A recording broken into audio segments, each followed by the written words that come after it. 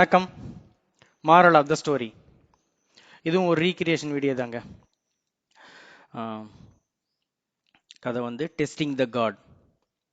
கதைப்படி நம்ம ஹீரோ வந்து ஒரு கிராம கோயில் பூசாரி. கிராமத்தில் ஒரு சின்ன குன்று, அந்த குன்று மேலே ஒரு கோயில் இருக்கு. அந்த கோயிலோட பரம்பரை பூசாரி. அவர் ஒரு மிக சிறந்த பக்திமான் கூட. ஓகே, கடவுள் நம்பிக்கை, அளவு கடந்த கடவுள் நம்பிக்கை உள்ளவர்.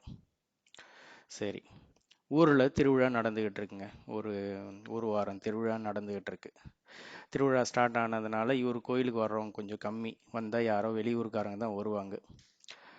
அப்போது ஒரு நாள் வெளியூர்லேருந்து ஒருத்தன் ஒரு பையன் உள்ளூர் பையனோட வந்திருந்தான். கோயிலெலாம் பார்த்துட்டு அவங்க 2 பேர் பேசிக்கிறாங்க.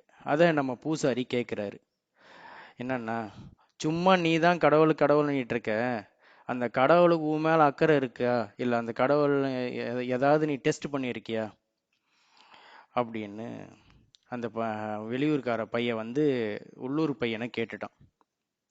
பூசாரிக்கு திடீர்னு அது விஷயமும் ஒரு ஸ்ட்ரைக் ஆயிடுச்சு. என்னாச்சுன்னா, நாம ரொம்ப நாளா இந்த சாமிக்கு பூஜை பண்ணிட்டு இருக்கோம், இந்த சாமியை வேண்டிகிட்டு இருக்கோம்.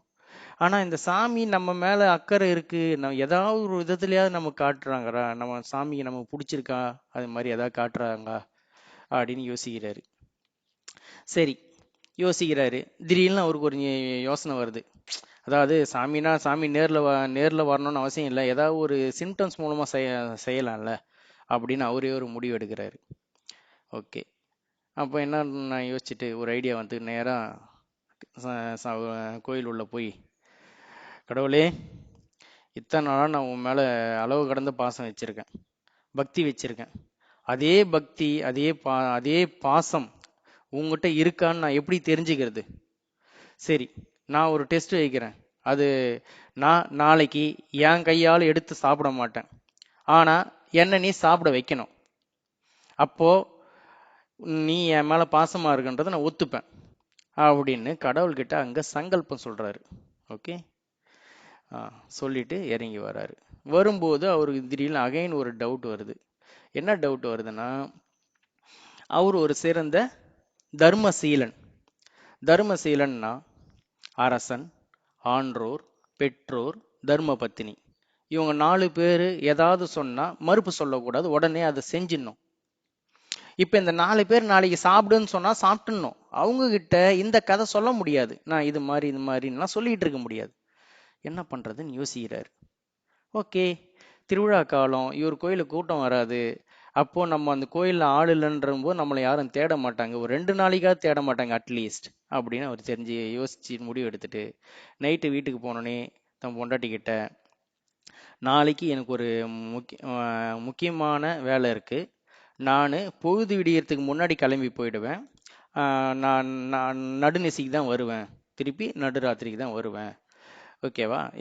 முக்கியமாக வேலையை வெளியே போயிருதை மட்டும் சொல்லி யாருன்னா வந்து கேட்டா அப்படின்னு விஷயத்த சொல்லிடுறாரு.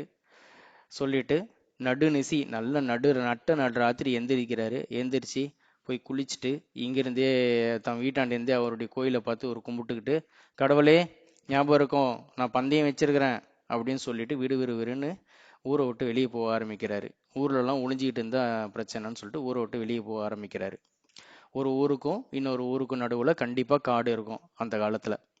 ஸோ நடக்கிறாரு. கரெக்டாக பாதி காடு வந்துட்டாரு. அவர் பாதி காடு வரவும் லேசான வெளிச்சம் வரவும் தெரியுது. ஆஹா, வெளிச்சம் வந்தால் ஜன நடமாட்டம் வந்துடும், யாருன்னா வந்து நம்மளை பார்த்தது தெரிஞ்சிச்சுன்னா நம்ம ஏன் இங்கே இருக்கோம், என்ன ஏதுன்னு ஏதாவது ஒரு இது வரும், அப்படி நம்ம ஒளிஞ்சிக்கணும் அப்படின்னு முடிவெடுக்கிறாரு. காட்டுக்கு உள்ள இப்படி தன்னுடைய டைரக்ஷனை மாற்றி காட்டுக்கு உள்ள விறுவிறுன்னு நடக்கிறாரு. அதுக்குள்ளே இன்னும் கொஞ்சம் வெளிச்சம் வருது. சரி, இதுக்கு மேலே நம்ம இங்கே இருக்கக்கூடாது, தரையில் இருக்கக்கூடாதுன்னு சொல்லிட்டு அங்கே பார்த்தா ஒரு பெரிய ஆலமரம் இருந்தது. அந்த ஆலமரத்தில் விறுவிறுன்னு ஏறி உக்காந்துக்கிறாரு. அந்த ஆலமரத்தை ஏறி உக்காந்த அப்புறம் தான் பாருறாரு, அந்த மரம் ஒரு வித்தியாசமா இருக்கு. அடியில் நல்ல அகலமான தண்டு, மேலே வந்து தாமரை மாதிரி சுத்தி கிளை, நடுவில் ஒருத்தர் தாராளமாக உக்காந்துக்கிட்டு இருக்கலாம். கீழே இருக்கிறவங்களால மேலே இருக்கிறவரை பார்க்க முடியாது. அவர் உயரத்துக்கு இன்னொரு மரத்தில் ஏறினா மட்டும்தான் தெரியும். அப்பா, நமக்கு ஒரு நல்ல இடம் கிடைச்சிச்சு அப்படின்ட்டு உக்காந்துட்டார். பொழுதும் விடிஞ்சிடுச்சு. கடவுளே, பொழுது விடிஞ்சிச்சு, ஞாபகம் இருக்கட்டும் அப்படின்னு ஒரு வார்த்தை சொல்லிட்டாரு. இன்னும் பொழுது நல்லா விடிகிறப்ப தான் தெரியுது. காட்டுக்கு நடுவில் இருக்க பாதை கொஞ்சம் தூரத்தில் தெரியுது. அது வழியாக மக்கள் போயிட்டு வர்றது இவருக்கு தெரியுது. யாருக்கும் இவர் இருக்கிறது தெரியாது. இவருக்கு அப்பா நமக்கு ஒரு பொழுதுபோக்கு கிடைச்சதுன்னு சொல்லிட்டு அந்த மக்கள் போகிறது வர்றது வேடிக்கை பார்த்துக்கிட்டு இருக்காரு. ஓகே, இரண்டாம் பொழுது காலையில் ஒரு 10 மணி. கடவுளே, இரண்டாம் பொழுது வந்துடுச்சு, ஞாபகம் இருக்கட்டும், என் மேலே உன்னை பாசம் இருக்கியா இல்லையா சொல்லு அப்படின்னு கத்திக்கிட்டு அமைதியாயிட்டாரு. ஓகே, நடுப்பொழுது 12 மணி, அப்பவும் திருப்பி கடவுளேன்றாரு. அடுத்தது மூன்றாம் பொழுது மதியம் 3 மணி, அப்பவும் அப்படியே சொல்றாரு. நாலாம் பொழுது ஒரு 4:30 5 மணி ஆகும்போது ஒரு விஷயம் நடக்குது. என்ன, மக்கள் போயிட்டு வந்துகிட்டு இருக்கும்போது திடீர்னு ஒரு பெரிய கும்பல் இவர் மரத்தை நோக்கி வர்றதை பாக்குறாரு. என்னடா இது, இவ்வளவு நேரம் நமக்கு பிரச்சனை இல்லை, மக்கள் ஏன் நம்ம மரத்தை நோக்கி வராங்கன்னு பாக்குறாரு. கிட்ட வரும்போது தெரியுது, ஒரு 2 மாட்டு வண்டியில கழை கூத்தாடிகள் ஒரு ஊருக்கும் இன்னொரு ஊருக்கும் அவங்க வந்து கூத்து நடத்துவாங்க. அதுவும் திருவிழா காலம் நடந்துகிட்டு இருக்கிறதுனால 2 நாள் அந்த ஊர்ல நடத்திட்டு 2 நாள் அடுத்த ஊர் இவருடைய ஊருக்கு போறதுக்கு வந்துகிட்டு இருக்காங்க. அவங்க வந்து என்னடா அது இவங்க இந்த பக்கம் வராங்கன்னு யோசிக்கிறாரு. பார்த்தா அங்க குழு தலைவன் சொல்றான், இன்னும் சரியா பாதி தூரம் இருக்கு, இப்ப போனா நம்ம போறதுக்குள்ள இருட்டிடும், அதனால இங்கேயே தங்கி சமைச்சு சாப்பிட்டு பொழுது விடியத்துக்கு முன்னாடி போயிட்டு நம்ம அங்க ஊர்ல கூத்து நடத்தலாம் அப்படின்னு அங்க அறிவிப்பு சொல்றான். பூசாரிக்கு ஜர்க் ஆகுது, என்னடா இது அப்படின்ட்டு. ஓகே, சமையலை ஸ்டார்ட் பண்றாங்க. எங்க சமையலை ஸ்டார்ட் பண்றாங்க, இவன் மரத்துக்கு அடியில தான் அடுப்பத்தை வைக்க ஆரம்பிக்கிறாங்க. அவ்வளவுதான். திடீர்னு, கடவுளே, நான் சாப்பிட மாட்டேன்னு சொன்னா உணவு சமைக்க வச்சு அந்த வாசனையை முகர வச்சு என்னை சாப்பிட்டதா கணக்கு காட்டுறியா, நான் என்ன பண்றேன் பார் அப்படின்னு சொல்லிட்டு தான் இடுப்புல இருந்த துண்டு எடுத்து மூக்கு ஃபுல்லா கட்டிக்கிட்டான். கண்ணு மட்டும் திடீர்னு நல்லா மூக்கு ஃபுல்லா கட்டிக்கிட்டான். காத்து மட்டும்தான் உள்ள போனோம், எந்த வித வாசனையும் உள்ள போகக்கூடாதுன்றதுல மிகுந்த எச்சரிக்கையோட. சரியா 5ஆம் பொழுதும் முடியுது, இருட்ட ஆரம்பிக்குது. இப்போ ஒரு ட்விஸ்ட், அவங்க இருட்ட ஆரம்பிக்குது, இவங்க சமைச்சு முடிக்கிறாங்க 1 மணி நேரத்துல. இப்போ ஒரு ட்விஸ்ட், தூரத்துல குழம்பு சத்தம், குதிரை குழம்பு சத்தம் கேக்குது. அந்த கூட்டத்தோட தலைவன் ஃபர்ஸ்ட் லைட்டா அவேர் ஆகுறான். கொஞ்சம் அவனுடைய வண்டி மேல இருந்து எட்டி பாக்குறான். உடனே கத்துறான், திருடர்கள் திருடர்கள், கிளம்புங்க கிளம்புங்கன்னு. எல்லாம் சாமானுங்க சட்டை தூக்க ஆரம்பிக்கும் போது, அதெல்லாம் போடுங்க, நம்ம பொழைச்சா போதும் அப்படின்னு சொல்லிட்டு ஜனங்க வெறி மாட்டு வண்டியில ஏறி உட்காந்து சிட்டா பறந்துட்டாங்க. டிஸ்டன்ஸ் அதிகன்றதுனால கொள்ளை கூட்டம் வரும்போது இவங்க தப்பிச்சு போயிட்டாங்க. கொள்ளை கூட்டக்காரங்க வந்தாங்க. அதில் ஒரு அவசர கொடுக்க ஒருத்தர் இருப்பான். அவன் நேராக போனான், ஒரே ஒரு டிஷ்ஷை எடுத்து இப்படி வாயில் தொட்டு பார்த்துட்டு, தலைவரே, இவங்க கழை கூத்தடைகள் தான் போல இருக்கு, சமைச்சிட்டு சாதத்தில் சமைச்சு பண்டங்களை விட்டுட்டு போயிட்டாங்க, நம்ம சாப்பிட்லாம் அப்படின்னு சொல்கிறான். ஓகே, தலைவர் ஒரு நிமிஷம் எதையோ யோசிச்சு இப்படி கண்ணு காட்டுறாரு. இந்த கதையில தலைவர் பேச மாட்டார். உடனே உப தலைவருக்கு ஒரு விஷயம் புரியுது. இது ஏன் ஒரு பொறியா இருக்கலாம், ட்ராப் இங்கிலீஷ்ல.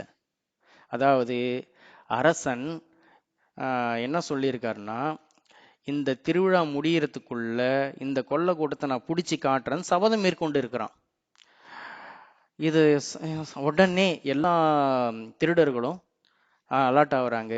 எல்லாரும் சுத்தி சுத்தி தேடுறாங்க. அப்பன்னா இதை சமைச்சு வச்சுட்டு யாராவது இங்க வேடிக்கை பார்த்துட்டு இருக்காங்க, நம்ம சாப்பிட்றாங்க இல்லையான்னு வேடிக்கை பார்த்துட்டு இருக்காங்க, தேட ஆரம்பிக்கிறாங்க. 1-2 பேர் கிடுகிடுன்னு மரத்துக்கு ஏற ஆரம்பிக்கிறாங்க.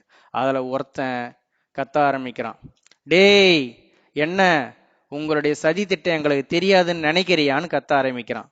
திருடர்கள் என்னன்னு பாக்குறாங்க, யாரு கத்துறான், எங்க பார்த்து கத்துறான், எங்க பார்த்து கத்திட்டு இருக்கான், இந்த மரத்து மேலதான் பார்த்து கத்துறான். 2 பேர் கிடுகிடுன்னு மரத்து மேல ஏறுறாங்க.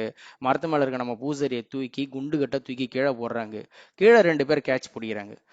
இவன் அப்படியே முகமூடியெல்லாம் கட்டி வச்சிட்டு இருக்காரு நம்ம பூசாரி. டேய், யார் நீன்னு சொல்லணும், வாயே திறக்க மாட்டான். ஏன்னா அந்த ஸ்மெல்லு போயிடக்கூடாதான், சாப்பாடு ஸ்மெல் போயிடக்கூடாதுன்னு சொல்லிட்டு இவர் ஊன்னு வாயே திறக்க மாட்டான். பேசுறான்னா பேச மாட்டான். உடனே அகைன் தலைவர் ஒரு சிக்னல் கொடுக்குறாரு. உப தலைவருக்கு அது புரிஞ்சிடுச்சு. அவனை மரத்துல பூச்சி கட்டுங்கடான்றாங்க. கட்டிட்டு எல்லாத்துலயும் ஒரு பாத்திரம் எடுத்து அவங்க செஞ்ச பண்டத்துல எல்லாத்துலயும் ஒவ்வொரு சாம்பிள் எடுத்து வச்சுக்கிட்டு, நீ வச்ச விஷத்தை நீயே சாப்பிட்டு சாவுடா அப்படின்னு சொல்லிட்டு ஊட்டுறதுக்கு போறாங்க. நம்மாலதான் புடிவாதக்காரராச்சு. ம்ன்றான். அவங்களுக்கு இன்னும் சந்தேகம் அதிகமாகுது. என்னது அப்படின்னு பலால்னு ஒரு அடி, வலி தாங்க முடியாம ஆன்னு வாயை திறக்கிறான். உணவு திணிக்கப்படுகிறது. அந்த ஒரு வாயோடவாது போயிருக்கணும். அடுத்த உணவு எடுத்து அவங்க ஊட்ட போறாங்க. மறுபடியும் நம்மால் முரண்டு பிடிக்கிறாரு. மறுபடியும் அடி. ஓகே, எல்லா உணவுக்கும் பளிச்சு பளிச்சு அடிச்சு அடிச்சு எல்லாத்தையும் ஊட்டிட்டு அவன் மரத்துல இருந்து கட்டை வித்து நேரா நிக்க வைக்கிறாங்க. அவனுக்கு எதாவது ஆகுதான்ட்டு பார்த்தா அவனுக்கு எதுவும் ஆகல. யார்ரா நீன்னு கேக்குறாங்க. ஐயா நான் பூசாரி, இந்த மாதிரி வந்தேன், இருட்டிடுச்சு இங்க ஏறி உக்காந்துட்டேன் அப்படின்னு ஏதோ சொல்றான், உளறான். சரி, ஓகே, தலைவர் ஒரு சிக்னல் கொடுக்குறாரு. அது சிக்னலுக்கு அர்த்தம் புரிஞ்சிச்சு. அங்க இருக்க குதிரை வீரன் ஒருத்தன் ஒருத்தன் வரான், விறுவிறுவிறுன்னு வரான். இந்த பூசரை குண்டு கட்ட தூக்கி குதிரையில போடுறான். விறுவிறுவிறுன்னு ஊர் எல்லையில போய் தள்ளி விட்டுட்டு, இங்க நடந்த சம்பவத்தை எதையும் வெளியே சொல்லாத, உன்னை கொன்னுடுவோம் அப்படின்னு சொல்லிட்டு போயிட்டே இருக்கான். நம்ம பூசாரிக்கு சந்தோஷம் தாங்கல. விறுவிறுவிறுவிறுன்னு அவர் பூஜை பண்ற மலை மேல ஏறி, கடவுளே உன் மேல பாசம் இருக்கா அப்படின்னு அவர் சொன்னவருக்கு கேள்விதான் கேட்டேன். அதுக்காக எனக்கு இப்படியா அடிச்சு அடிச்சு ஊட்டுவ, உன் பாசத்தை இப்படியா காட்டுவ, நன்றி கடவுளே, நன்றி கடவுளேன்னு சொன்னாரு. ஓகே, மாறலுக்கு வருவோமா? நமக்கு நம்ம கடவுளை சோதனை எல்லாம் பண்ண வேண்டிய அவசியம் இல்லைங்க.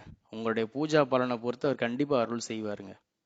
இந்த பூசாரி பாருங்க, ஒரு சின்ன குழந்தை மாதிரி சோதனை பண்ணாரு. அந்த சோதனையை அவர் கரெக்டா செஞ்சிட்டாரு. மீண்டும் விவாதிப்போம்.